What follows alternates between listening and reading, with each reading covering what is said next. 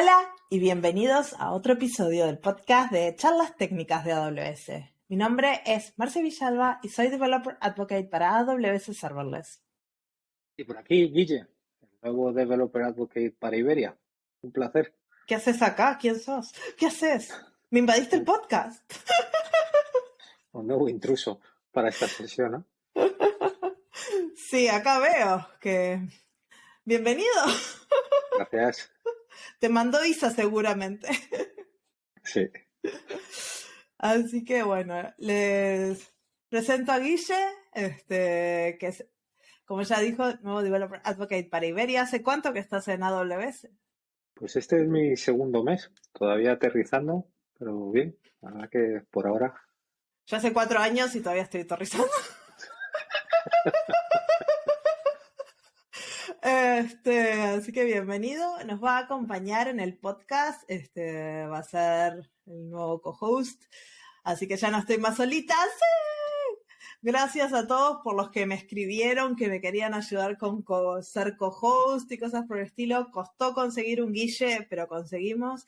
Así que estoy súper contenta de que va a venir a presentar los episodios conmigo, a hablar con todos nuestros invitados. Tenemos una temporada 4 cargadita, ya Guille ha estado preparando episodios conmigo y ya lo debo estar cansado.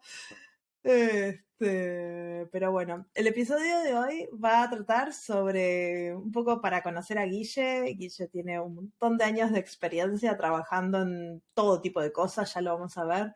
Y nos va a contar su experiencia desde los data centers, centros de datos, hacia la nube, cómo fue, cómo llegó a AWS. Y a veces esas preguntas que me hacen ustedes, qué hay que hacer para ser Developer Advocate, capaz este episodio les ayuda a responder eso. Así que empezamos por ahí. ¿Qué te parece, Guille? Vamos allá. Vamos al lío. Contame, ¿dónde arrancó ese Guille, no sé, de 18 años, 20 años, no sé qué edad tuviste tu primer trabajo? Pues esa es buena pregunta. En el 2002, por ahí, hace ya más de 20 años, empecé, hice la carrera de Teleco, de telecomunicaciones, pero me di cuenta, pues justo nos pilló el boom de las .com, en el que todo se fue al carajo, en el que era complicado encontrar una posición. Y como veíamos que iba un tiempo así un poco raro, decidí prepararme certificaciones de fabricante, porque era lo que veía que las grandes telcos fichaban. Y empecé con temas de Cisco de networking, un poco el área del que vengo. Y ahí he evolucionado a infraestructura, data centers, hasta llegar a la nube. Cada vez más arriba. Sí. Bueno, siempre digo, porque una de mis pasiones siempre ha sido temas de satélite. De hecho, mi proyecto fin de carrera fue un simulador de comunicaciones vía satélite. Y siempre decía, oye, me encantaría trabajar en satélites y mira, me quedé un nivel por debajo en la nube. Tenemos un servicio que se llama Ground Station, así que ¿quién te dice que en unos Sí. años no te vayas a trabajar para ese servicio? Bueno, era en parte una de las razones por las que me uní a la familia AWS, por la cantidad ingente de servicios y el crecimiento tan rápido que hay de innovación. Sí. Así que ahí tenemos una pequeña visión de ti, pero ¿cómo empezaste en este mundo tecnológico? Bueno, yo empecé Contanos. realmente en el Parque Tecnológico de Málaga, que ahora se llama Málaga Tech Park. Llevaba el ¿Sos de background. ahí? No, yo soy extremeño. Mm. Extremeño, pero estudié en la Universidad de Jaén, acabé viviendo en Málaga, aunque llevo, bueno, ya habrás visto de mi infancia tal que hemos comentado alguna vez, me he pasado 11 años viviendo en Latinoamérica por trabajos de mis padres, entonces he estado siempre culo inquieto, moviéndome de un lado para otro y empecé en Málaga, llevando el parque tecnológico, los anillos de fibra, conectando clientes y se ve que era el primero en entrar y el último en salir, la emoción de tu primer empleo, de que estás ahí, que de repente dijeron, este chaval a lo mejor vale para un proyecto que había del Servicio Andaluz de Empleo en Sevilla, que era una excisión del Servicio Estatal de Desempleo, ¿no? El INEM que llamaban. Y buscaban a alguien que desplegara las 192 oficinas, la interconexión con el data center. Y ahí estaba yo, con un cochecito dando vueltas por Andalucía, desplegando racks, servidores, conectándolos y llevando el servicio central del Servicio Andaluz de Empleo. Y ahí Wow. De pasé ahí por Telefónica. empezaste. Sí, bueno, de ahí, claro, aquello era un núcleo pequeñito, aprendí muchísimo porque al final eras, tú te lo comes, tú te lo guisas. Tenía jefes que me enseñaron a levantarme a las 2 de la mañana para tomar notas en un post-it. Ah, se me había olvidado esto. Oh, pues lo otro. Mi mujer decía, en aquella época era mi novia, decía, pero estás loco, ¿cómo te levantas a las 3 de la mañana a tomar notas en post-it, ¿no? Fue intenso, pero me sirvió sobre todo para luego dar el siguiente salto, que fue a Telefónica, para llevar la Junta a Andalucía, que ya eran 2.000 líneas de comunicaciones, más servicios y proyectos, pero siempre me faltaba esa parte internacional, ¿no? Ese Mm, gusanillo de seguir viajando, viviendo otras experiencias, y en mi vida se cruzó CSC, que era Computer Science Corporation, que en Europa, en España no se sabía mucho de ellos, pero era como la cuarta consultora del mundo wow. y me enseñaron una serie de proyectos que me interesaron. Y ahí es donde empezaron todas mis aventuras, prácticamente. A ver, contanos la más ridícula de todas las aventuras que te han pasado en esa. Bueno, yo tenía un jefe francés que me decía, vas a ver cosas que nunca has visto. Y le tuve que dar la razón porque hubo un cliente del sector de automoción que estaban montando un data center en Rumanía, en Iași, que era la segunda ciudad del país, frontera con Moldavia, bastante interesante si nunca coges la carretera de Moldavia, porque suele haber secuestros express para pedir dinero por tu rescate. Y me llamaron para hacer la finalización del data center, no era simplemente terminar la configuración de los equipos, ponerlo todo en producción. Supuestamente era una semana y me pasé un mes y medio en Rumanía llamando todas las semanas para que me siguieran ingresando dinero, porque aquello cada vez se iba alargando para el hotel, los gastos, tal. Y resultó que estaban en obras. Que llegué allí No. y lo primero que me dieron fue un casco de obra y dije, bueno, debe ser la gracia que hacen al que viene de fuera. Oye, ¿dónde está el data center? No, no, ahí. Y era hormigón. Y digo, No. pues no hay ni paredes. Yo, claro, durante una hora pensé que me estaban vacilando y decía, esto no puede ser real. Pues ha sido la situación más surrealista que he pasado yo en país, en país extranjero, de casi llorar. Bueno, realmente lloré, en el sentido de la frustración de decir, oye, yo vine aquí a hacer algo y bueno, allí me pasó de todo, desde 400 conexiones de fibra en el data center y solo una funcionaba. No. Y se me ocurre preguntar, oye, ¿dónde está la certificación de los paneles de fibra? ¿La qué? Yo, ¿cómo que la qué? Esto tiene una certificación. Ah, no nos han dado nada. Y yo decía, me están vacilando. Yo creo que esta gente no. Venir gente de Bucarest con las máquinas, dormir allí acabando sacando una puerta lateral del rack, poniéndola en el suelo con la mochila de almohada No. y diciéndole a los tíos, bueno, oye, cuando terminéis avisarme. Y recuerdo al tipo que le sentó tan mal tener que venir de Bucarest solo para volver a hacer porque se les había olvidado la documentación, que recuerdo me levantaron a patadas.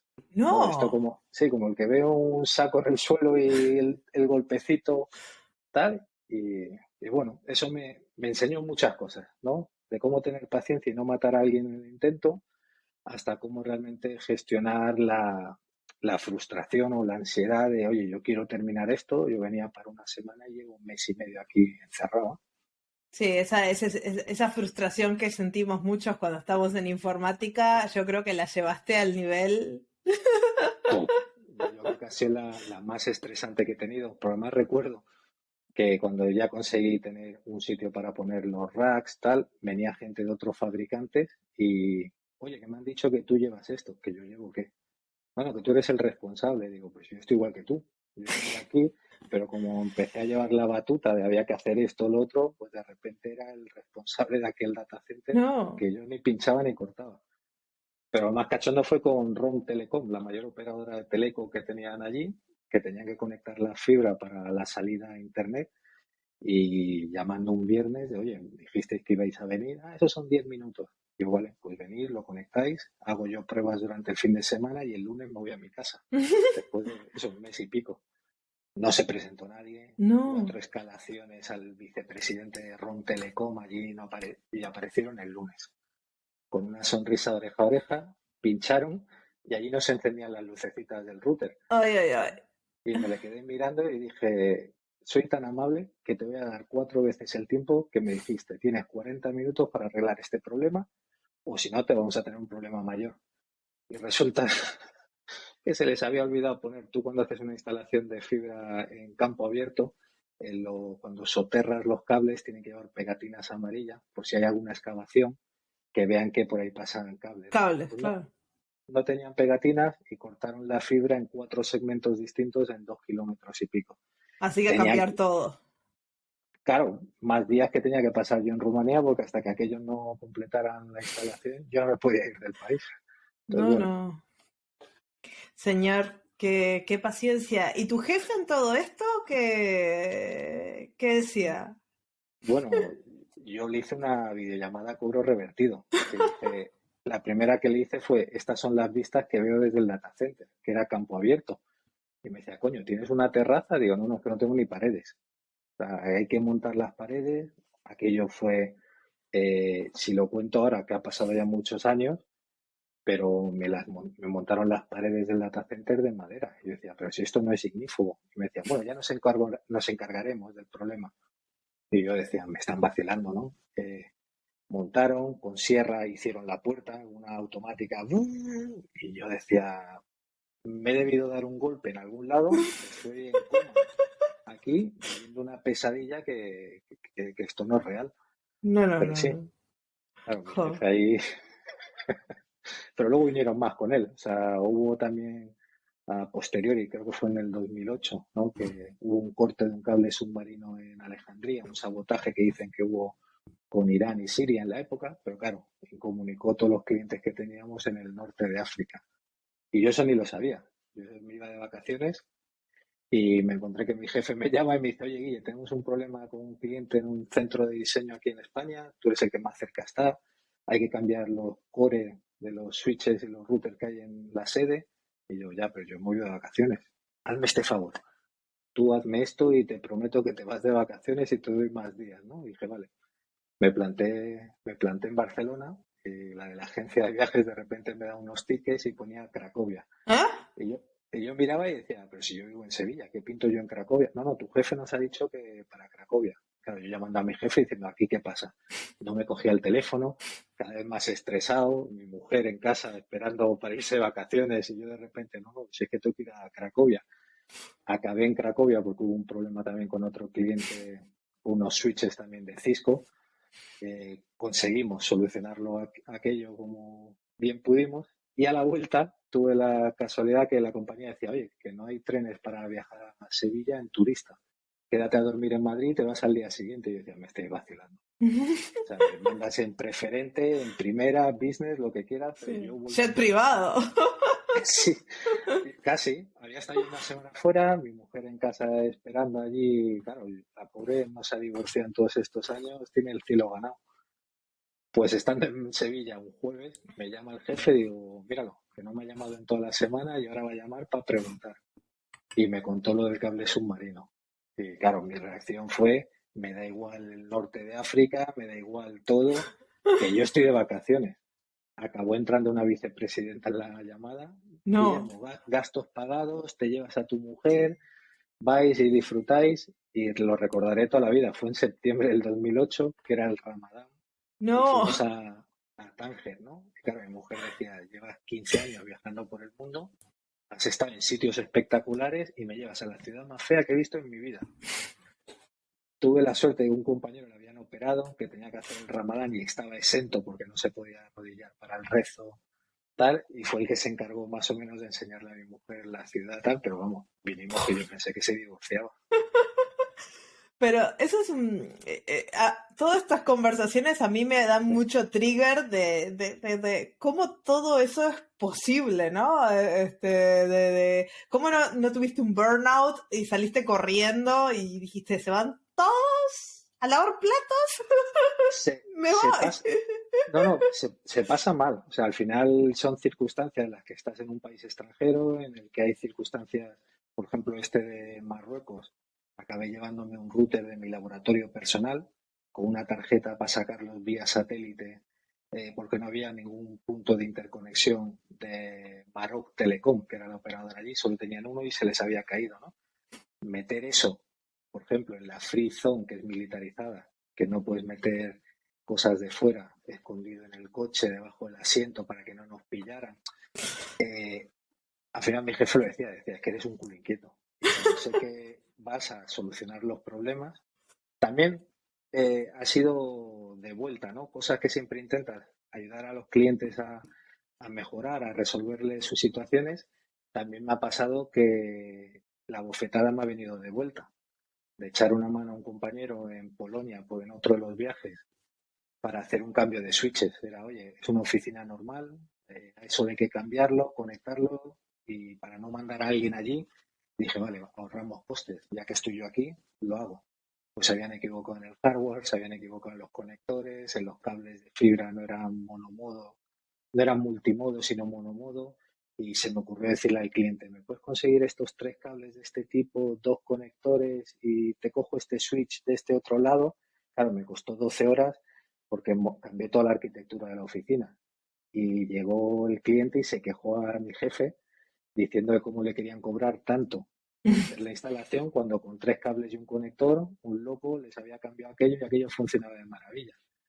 Ahí aprendí que no se puede dar oro cuando te están pidiendo cobre o plata, ¿no?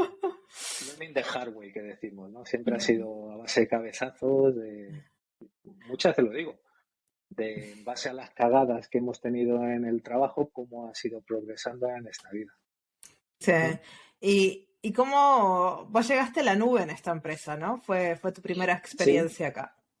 de hecho estaba en Luxemburgo para un cliente a 30 metros bajo suelo, con toda la construcción de su data center, de la instalación tal, y había un equipo dentro de CSC que eran 15 personas de cuentas de defensa y de seguridad que habían creado pues un modelo de nube, competía con AWS, que era recién conocido, pues esto era 2010, yo creo, finales de 2009, principios de 2010. Y se les olvidaron los equipos core donde interconectar, porque ellos usábamos los V-Blocks de VC, que eran racks ya preconfigurados, cableados, que los ponías, instalábamos Virtual Cloud Director, todo era temas de VMware, y les eché una mano. Alguien les dijo, hay un loco ahí que entra, que nunca sabemos cuándo sale el data center, que pasa horas y horas, y oye, venga, os echo una mano, pero por las noches. Pues yo mi día ya estaba ocupado con la agenda y la instalación, Y dormir y está les... sobrevalorado. Sí, de hecho me decían que, claro, siempre habían tenido la noción de que en España se dormía siesta y que a mí no me habían visto ni siquiera dormir 6 horas porque decía, sales de aquí a las tantas de la mañana y a las 7 estás otra vez de vuelta ahí. Y el caso fue que les eché una mano, aquello salió bien, cumplieron sus objetivos, sus KPIs, etcétera, y evitaron penalizaciones y me llamaron a los 15 días. Oye, ¿por qué no te vienes al equipo de cloud? Claro, en aquel entonces yo era el responsable en EMEA de todo el portfolio de Cisco Nexus, ¿no? Toda la parte de Claro. networking, instalaciones, arquitecturas, tal. Y claro, yo decía, si me vais a dejar con temas de networking, me quedo donde estoy, que bastante bien posicionado estaba. Pero si me enseñas storage, virtualización, tal, me dijeron, te va a gustar esto. Aquí tú te lo comes, tú te lo guisas, tú diseñas, tú despliegas, no te puedes quejar del arquitecto o del ingeniero que no ha asumido, no ha conseguido entender tu arquitectura porque eres tú. Así que Pues eso, pasaste de jefe de MEA, de networking, algo que era bastante alto, capaz en esta empresa, a ser un sí. arquitecto de soluciones en la nube. Sí, pero porque también yo creo que va con la gente, ¿no? Yo en mi caso, a mí lo que siempre me ha motivado es la tecnología. De hecho, muchas ofertas de trabajo siempre a lo mejor empiezan por la parte salarial, ¿no? Mm. Hombre, todos necesitamos comer, a todos nos gusta vivir bien, pero no es una de mis prioridades. O sea, de hecho, te diría que es la séptima, octava en la lista, que hay otras cosas que me llaman más la atención. Y entre ellos son los retos, ¿no? Yo siempre he dicho que para bien o para mal, si estoy 12 meses en una oficina sin salir, me aburro y me voy. Si estoy 2 años haciendo lo A no ser mismo, que sea un data center y vos de ahí no ahí, salís. sí, sí. No, siempre hay cosas que hacer, ¿no? En un data center al final, como siempre digo, la nube es montar servicios en los servidores de otro, ¿no? Pero sí, pero esto me interesa remarcarlo, porque a veces nosotros pensamos que las carreras siempre tienen que ser para arriba, no sé, como lo que no. puse para arriba entre comillas, porque es una cosa muy subjetiva, ¿no? Y sobre todo yo soy muy técnica también. Para mí el para arriba en muchas organizaciones termina ser jefe de algo y jefe de Sí, significa tener gente a cargo. Y por ejemplo, yo no me veo con gente a cargo. A mí me gusta mucho trabajar con gente, pero no ser la jefa de nadie. No me veo sí. eso, y esa perspectiva de decir, subo, voy para donde quiero, vuelvo a bajar, con comillas otra vez, porque me divierte el reto, porque me parece que es algo súper sano.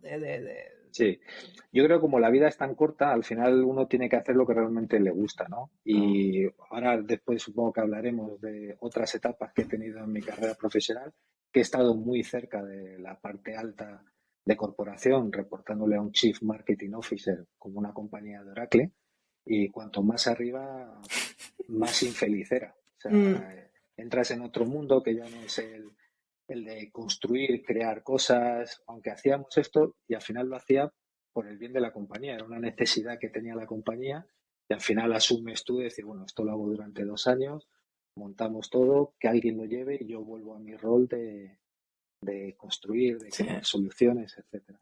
tal Entonces yo creo cual. que la gente, sí, el que vea una escalera para subir, yo creo que no es lo correcto. Yo creo que al final hay que pasar por todos los eslabones de la cadena para realmente entender de lo que estás hablando y a mí personalmente me gusta más la Sí. parte tequi.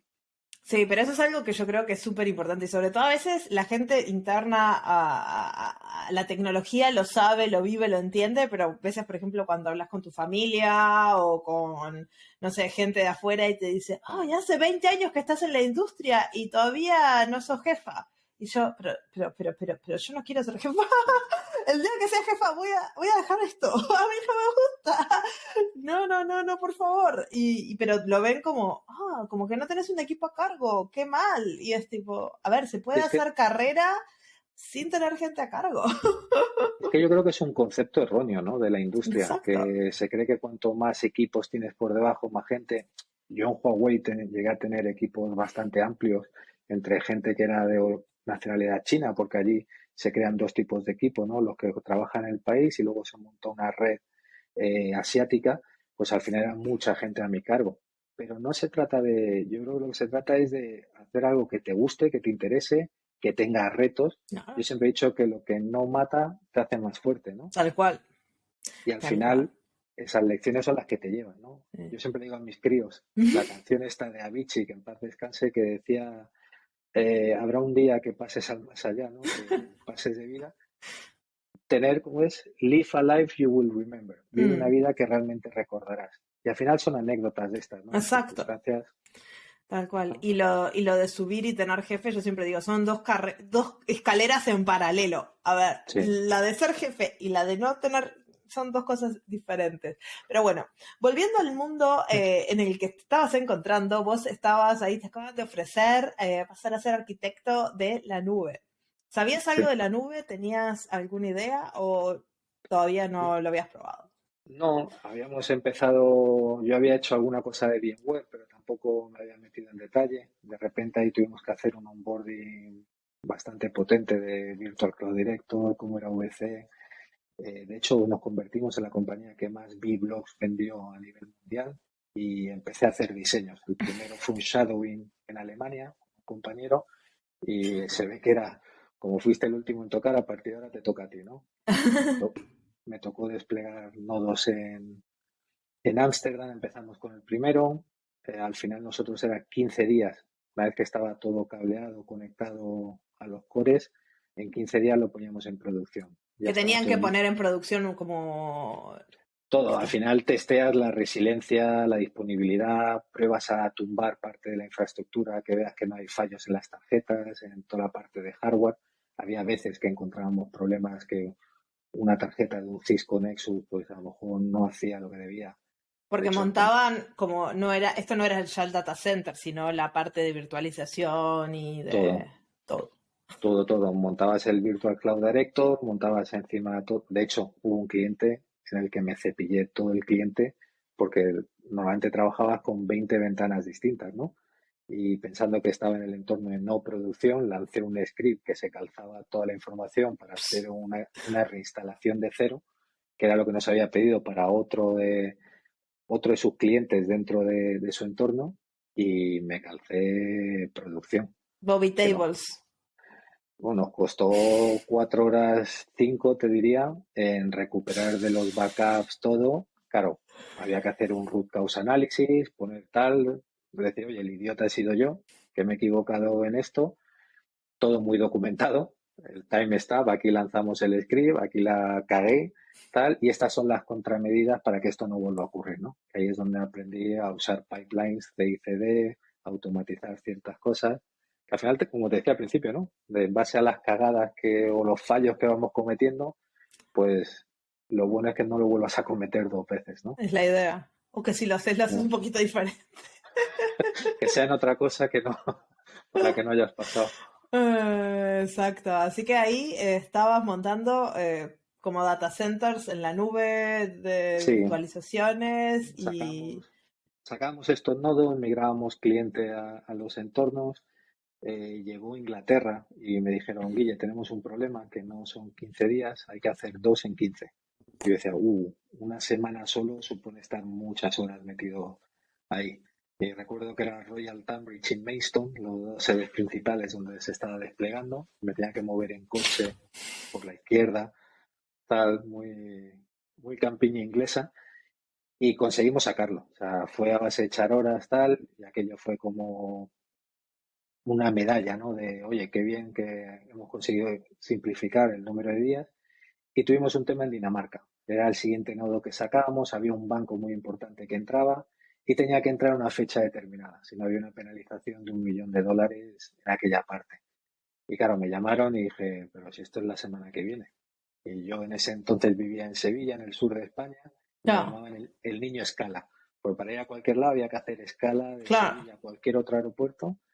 Y decía, oh, tardo un día en ir, un día en volver. Me dije, bueno, pues te quedan 3 días. Y fueron 3 días en el que conocí a toda la gente de seguridad que se iban rotando pues no podíamos estar solos dentro del data center. Ahí fue la anécdota de los españoles no duermen y conseguimos sacarlo. O sea, conseguimos medio sacarlo. No fue 100% todas las pruebas que teníamos que hacer. Te diría que me quedé en un 80 y poco. Dije, bueno, ya cuando esté en mi casa, en remoto, termino de probar ciertas cosas, pero al menos el cliente está en producción. Pero mi cabeza hizo clic.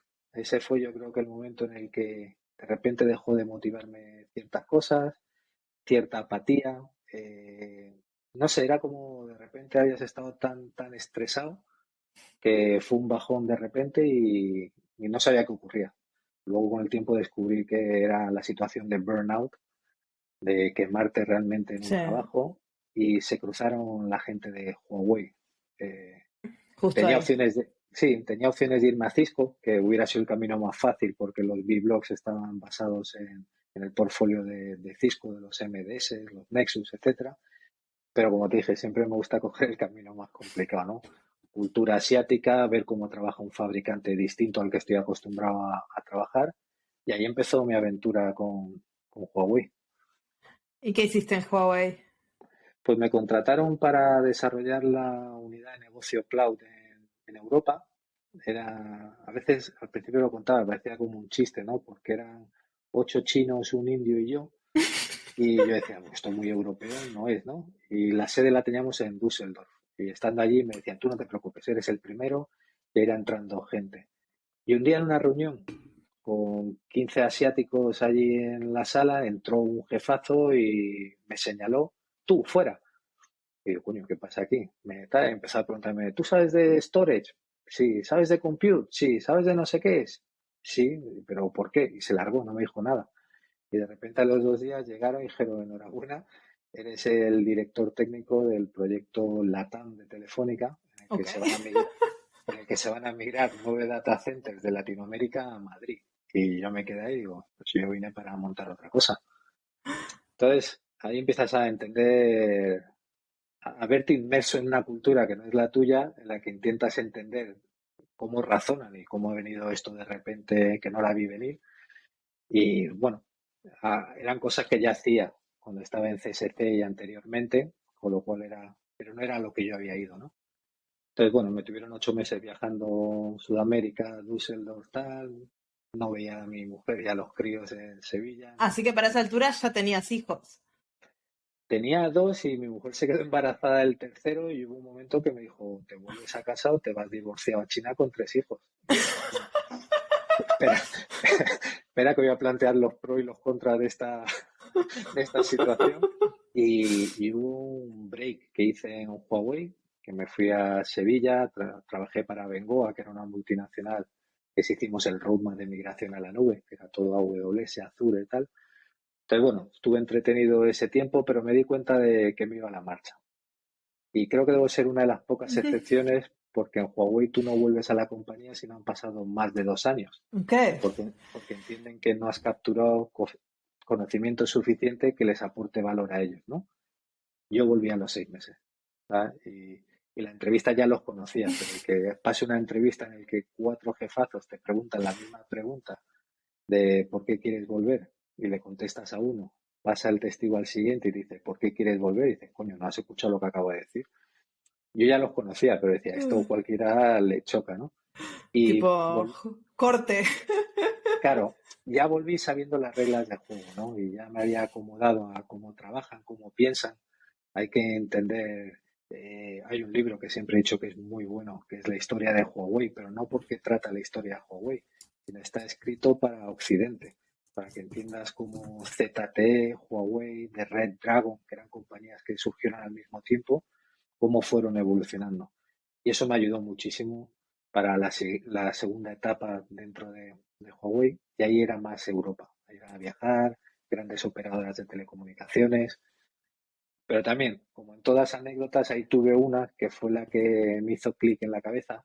Estaba en Frankfurt, había un evento muy grande de 5G y tenía que dar una charla al CEO de Zigo, que era la operadora holandesa. Bueno, en esa época había dos CEOs, uno muy friki, que era inventor de no sé cuántas patentes de teleco, de networking, etcétera, y uno en traje de chaqueta, ¿no?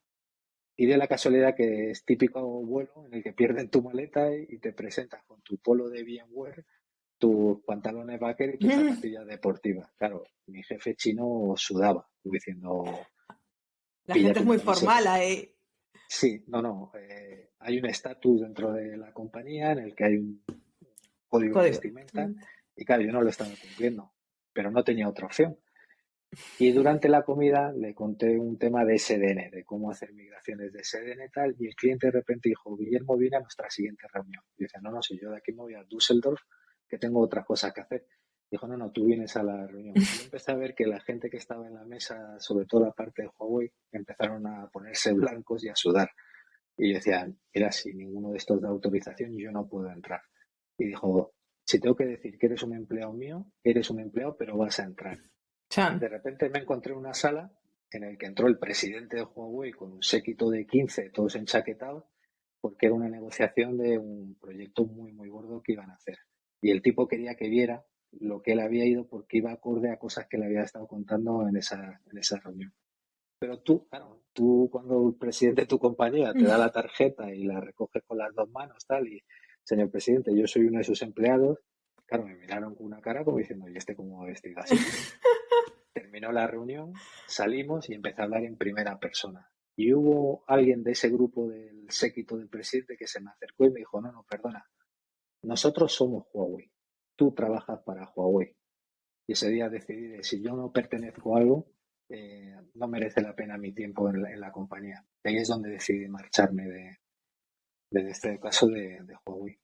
Una pregunta, ¿qué tan, acá es una cosa que ya nos comentaste un poquito por arriba, el trabajar con diferentes culturas, ¿no? Porque bueno, uno está acostumbrado a trabajar capaz con norteamericanos y que Sí. son bastante más parecidos, al menos yo no he encontrado grandes diferencias, pero nunca trabajé con gente de Asia o de China o así a ese nivel, ¿no? Tan dentro de Es, corporaciones de... sí. Bueno, un mismo problema se resuelve de distintas maneras en Claro. base a la cultura y el cada uno, ¿no? No es lo mismo esto con los asiáticos que con alguien en Sudáfrica o en Latinoamérica.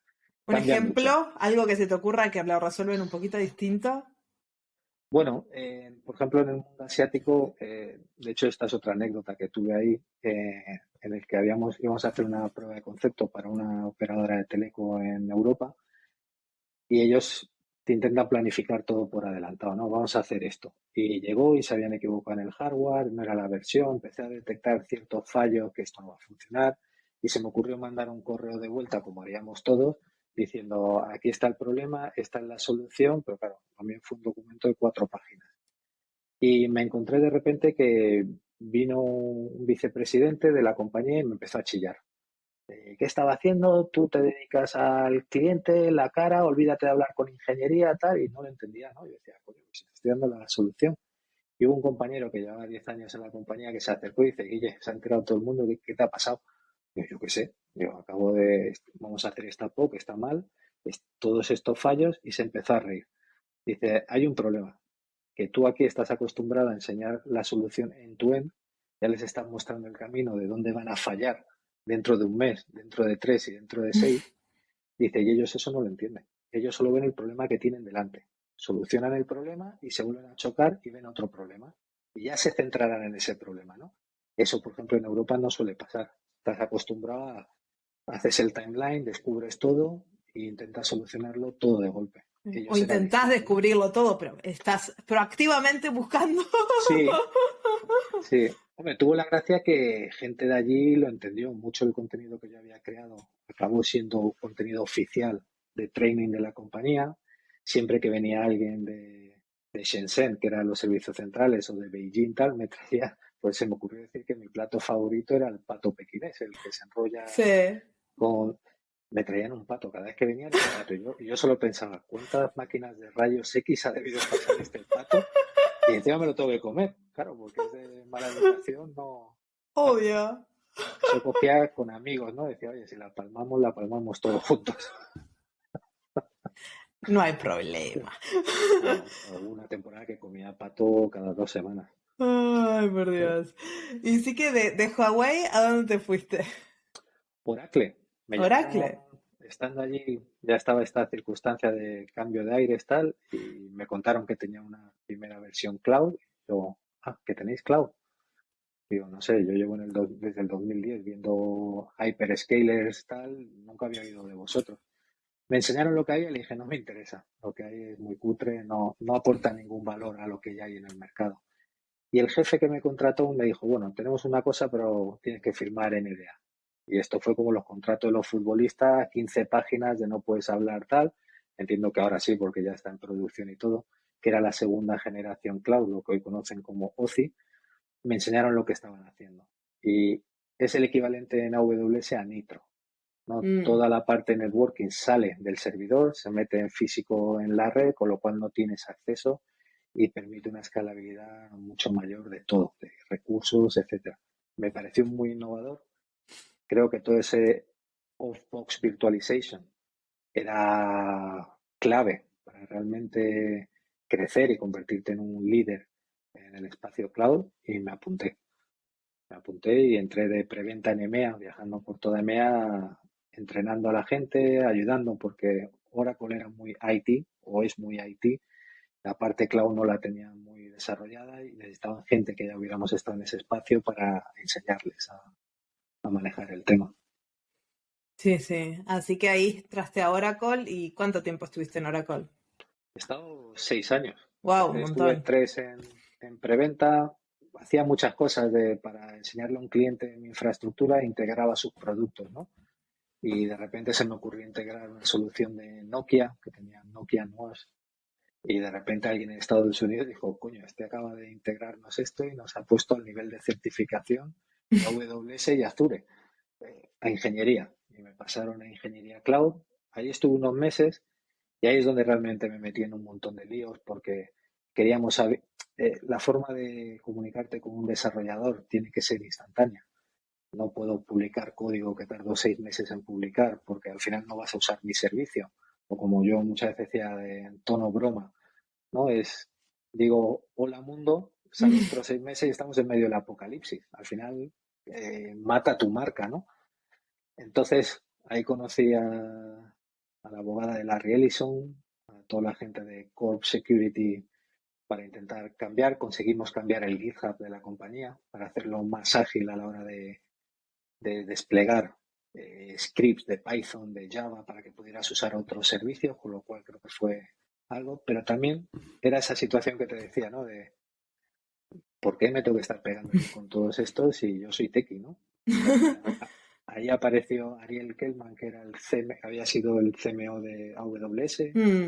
Entró allí, quería cambiar la compañía, como teníamos una mentalidad muy parecida. Supo de mi caso, me preguntó, le dije, mi problema son estos, pero creo que a nivel compañía estos son los problemas que tenemos, que si no solucionamos esto, yo no puedo hacer mi tarea, pero que va en detrimento de la organización completa. Y montó la organización de Developer Relations, me puso al mando, creo que es la primera vez que el Tequi reportaba al CMO de Oracle, y tenemos un equipo bastante amplio, que todos, la verdad que tuve la suerte de poder traer a la gente que quería, gente muy afín, de la misma mentalidad de todo esto lo hacemos por la compañía y por los desarrolladores, y estuvimos un año y pico desplegando todos los programas, los proyectos que había que cambiar, pero bueno, al final te sacrificas un poco. Perdí un poco la parte tequi, que era lo que yo quería hacer. Creamos un par de servicios interesantes en el stint ese de llegando ya al quinto o sexto año dentro de la compañía. Y acabé, Ariel salió hace unos meses, me pidió, me dijo, oye, casi que mejor sigas haciendo demos y estemos ahí, pero en un entorno, porque esto parece que no va a progresar. Acabé en startups dentro de Oracle, todo el tema de innovación, con lo cual como pez en el agua, ayudando a muchas compañías en el roadmap de sus productos, de cómo mejorar. Había uno que era de entrenamiento pulmonar y decía, esto está muy bien, para el asma sería la leche, para gente con COVID que ha estado durante mucho tiempo para recuperarse, le llamó mucho la atención al CEO y me metió como un poco en el roadmap de la compañía, porque llegó un momento que dije, estaría muy bien detectar posibles patologías del corazón en función de cómo respiras. Yo no soy médico, pero como te estás entrenando con mi dispositivo todos estos días, oye, aquí ha pasado algo, vete y llama al médico que te revisen, ¿no? Y le encantó, porque él estaba metido en toda esa parte de healthcare y claro, yo ahí muy, muy bien, hasta que llegó a AWS. He estado varios años intentando reclutar, ¿no? Y hubo un compañero que dijo, oye, pasa esta situación tal, y dije, mira, puede ser divertido volver lobo solitario, individual contributor en este caso, sí. algo más pequeño, Iberia, España, Portugal, pero donde pudiéramos hacer cosas que pudieran escalar para el resto de la compañía. Y aquí estamos. AWS no es pequeño, pero así que bienvenido a AWS, bienvenido al podcast. Gracias. ¿Y cómo fue la entrevista? Pues si quieres vamos al loop final directamente, que yo creo que es el que la gente siempre... Claro, sí. Ya hicimos todo un episodio de todos los pormenores de la entrevista, pero ¿cómo fue el loop final, que son esas 5 entrevistas? Sí. Así, ¿cómo las viviste? No era mi primer loop, era la segunda vez que hacía el loop, porque 2 años antes, antes de que me ocurriera lo de ser el Head of Developer Relations en la compañía, yo me había decidido cambiar de aires, ¿no? Veía que no. Y hice una entrevista para llevar Outpost en EMEA, pasé el loop final, acabé hablando con gente VPs de Estados Unidos y crearon un puesto ad hoc. No dijeron, para lo que ha aplicado Guille, que yo no había aplicado y aquí lo puedo decir ahora, la de recursos humanos, se aplicó por mí porque estaba interesada y me pareció un buen puesto, ¿no? Y querían uno más de especialista para llevar un par de servicios experimentales. Uno era el de Wavelength y otro no se puede contar, pero me quedé con las ganas. No podía dejar tirado a Oracle en el sentido que confíen en tus ideas y les digas, oye, gracias, pero me largo. Dijo, oye, mira, no. Se trata más de una ética profesional. En esta segunda ya sabía cómo era el loop, pero de repente me encontré que no iban a ser 5 entrevistas, que eran 6, que había que hacer 2 presentaciones, que había que hacer un ejercicio práctico. Y de repente dije, ahí va, aquí hay que hacer un máster para ser Developer Advocate, ¿no? Entonces me dieron mucho. Me encontré con el que es nuestro principal DA, el más potente de los que tenemos en EMEA. ¿Quién fue, Boaz o Seb? Boaz. Me cogió por banda, tuvimos una entrevista. Había alguien también más en aquella llamada, que también hizo alguna pregunta, pero luego ya empiezas a los leadership principles, a ver Mm. a que cuentes tus anécdotas de cómo harías esto, dónde te has encontrado problemas. Y como están tantos proyectos, pues al final casi resultaba fácil tener dos, tres casos distintos de situaciones, ¿no? Me llamó mucho la atención. O sea, y de hecho se lo dije a mi jefa, que es Isa, dije, joder, yo creo que es la última vez que hago un loop tan largo. La siguiente te doy mi canal de YouTube, mi blog, así escribo, así hablo, si te gusta bien, y si no, a otra cosa mariposa. Bueno, mi presentación, yo te digo cómo fue en AWS, fue en el Summit de Estocolmo. Me hicieron subirme ahí y me estaban evaluando. Así que cállate la boca, que el tuyo fue fácil. Yo tenía 600 personas mirando. Claro, eso fue un live show ahí de ponerte a prueba en Me directo, ¿no? preguntaron, ya que venís a hablar en Estocolmo, yo era comunidad en ese momento, ¿y si lo usamos de loop? Bueno, Mira, sí, yo yo esperaba prefiero hacer, hablarle a 1000 personas que hablarle a dos. Eso siempre fue para mí. sí, Es tipo, o a la cámara, que no hay nadie, o 1000 personas. O sea, hablarle a 2 personas me incomoda mucho. Entonces era como, sí, dame una audiencia, dame un estadio, no hay problema. Pero sí. 3 personas en Y, una call. y suele pasar, ¿eh? Porque siempre hay uno dentro de esa call en el loop que intenta sacarte de tu zona de confort. Y vieron que yo, por ejemplo, pues, entendía de ciertos fundamentos y tecnologías, pero por ejemplo yo no soy, parece paradójico, ¿no? Vengo de Oracle, pero no soy un tío de base de datos. Entiendo, pero a mí no me hables de entrar al detalle en ciertas cosas. Y empezaron a entrar al detalle en ciertas cosas, ¿no? Obvio. Y más o menos te intentabas defender, tal, pero veías cómo te sacaban y al final te ponen a prueba. Yo creo que los loops están bien precisamente porque ves a una persona en distintas situaciones. Una zona de confort, controla lo que habla. En esta, a ver que no dice muchas gilipolleces, que parece que sabe lo que cuenta. Y al final ves el valor, ¿no? Pero desde el punto de vista de fuera, cuando haces esto, dices que, claro, contigo he hecho 8, con el otro Hyperscaler he hecho 6. Y sí, Sí, que al es duro. final, sí. Así que vos sabías de AWS antes de entrar a AWS, porque la mencionaste un par de Sí, veces, ¿habías sí, jugado con porque ella? tiene gracia que cuando en CSC empezamos a montar creo que era en el cuadrante mágico de Gartner, de infraestructura como servicio te lo diré si no me equivoco, 2013. Mira que yo para la fecha soy malo. Liderábamos el cuadrante con AWS y claro, decíamos, esto es un hyperscaler, nosotros somos una multinacional, pero que tampoco se unieron para hacer un laboratorio conjunto en Estados Unidos. Fui parte de la gente que estuvo en ese laboratorio, en cómo integrábamos vuestras soluciones, nuestras ahora, y Acá nada, puedes hablar de primera persona. claro, sí, cuesta, ¿eh? Al principio llevas tantos años en un lado y ahora de repente, y muy bien, ahí me saqué el practitioner, conocía, pero claro, yo siempre digo, no merece la pena sacarte una certificación si no estás en el día a día tocando esa tecnología.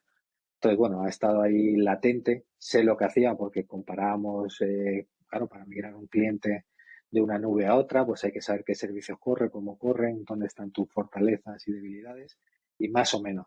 Pero manejarlo en sí, pues ahora estoy todo este mes en el que de onboarding, pues ahí probando la consola, el shell script, el tal, Y los próximos 2000 años, porque con 280 servicios, esto es eso infinito. sí, A ver, sí. nuestra audiencia ahora sabe un poco de tu historia y nosotros con Isa teníamos un chiste que era Team Isa, Team Marcia, Marcia 100% developer, Isa señorita operaciones, después teníamos a Javi, señor bases de datos y analytics, y Team Guille, ¿qué es Team Guille? Pues yo creo que infraestructura, observabilidad, IoT, realidad aumentada. Redes, aunque no lo quieras admitir. Sí, sí, pero fíjate, el otro día hablando con gente de MEA de networking, me conocían de antes. Y, Guille, no hay que contarle nada de networking, tal. Ya, pero no es lo que era antes. ¿Sabes? Te digo, has ido ampliando el campo y es un pilar de tu conocimiento, pero me tira más el tema de robótica, el jugar con los Jet Racers. Habéis visto las tarjetas de Jetson Nano para hacer Machine Learning, Computer Vision. Más, sí, todo lo que sea hardware y cacharrear, pues Muy bien. ahí me veréis. Así que cuando vengan invitados de ese tipo, ya diremos invitados Team Guille. Sí, Y así vamos teniendo como variedad en nuestro host para todos los gustos, ¿no? Una pregunta que me la trajiste vos en todos los plannings a nuestros futuros invitados y te la voy a hacer yo ahora por primera vez, como si fuera mi pregunta, porque Sí. robadísima. Recomendaros un libro, una serie o algo. Pues libros, a mí el que siempre me ha gustado de temas de developer es el proyecto Fénix o el proyecto Unicornio, porque creo Buenísimo. que se reflejan mucho los problemas reales que hay en la parte IT, optimización, tal. Y últimamente, mira, hace poco terminé de leerme, aunque hay una película de Steven Spielberg de Ready One Player. Genial, ese libro. Claro, pues leí ese y me he leído el segundo ahora, Ready Player 2, Mm. ¿no? Que es una extensión muy entretenida. Yo creo que son libros que te hacen pensar también. Así que eso es ciencia ficción, por lo que veo. No te creas, o sea, soy más de leer la historia de las personas, ¿no? De Tesla, de Pancho Villa, de mucho de antropología, tal. Pero sí es cierto que últimamente, como estamos con tanto libro tequi que nos toca leer y para nuestro trabajo, etcétera, intento desconectar, ¿no? Intento ver. Muchos son ciencia ficción, pero son cosas que cuando ves que están escritas hace 30 años y a día de hoy están sucediendo, dices, bueno, a lo mejor tanto ciencia ficción no resultaban, ¿no? No resultaba. Así Sí. que yo creo que con eso acá tenemos una visión de Guille desde sus comienzos 30 metros bajo tierra en un data center hacia las nubes y quién te La dice nube. si en unos años nos lo vemos colgado en un satélite. Como vienen las cosas seguramente sí, porque... O en Marte montando los O outposts. en Marte, montando outputs, porque una cosa que hay en AWS, que yo creo que no hay en ninguna otra empresa, es posibilidad de hacer cualquier cosa. Porque acá nadie te pone muchos límites, te dejan hacer lo que quieras, y mientras vos puedas hacerlo, podés ir. Y yo veo que Guille es uno de esos que les gusta hacer mil cosas, así que guarden este episodio para dentro de 5 años, cuando Guille esté colgado en un satélite, montando un outpost ahí en la estación espacial. Recuerden a Marcia. Se los digo. Y la mujer de Guille.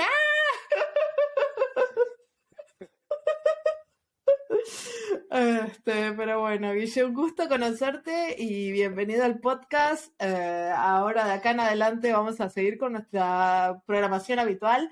En los próximos episodios tenemos un montón de invitados súper buenos, súper interesantes. Estamos grabando ya, así que con eso ya nos vemos en 2 semanas en otro episodio del podcast de charlas técnicas de AWS. Gracias, Guille. Gracias a todos. Chao, chao.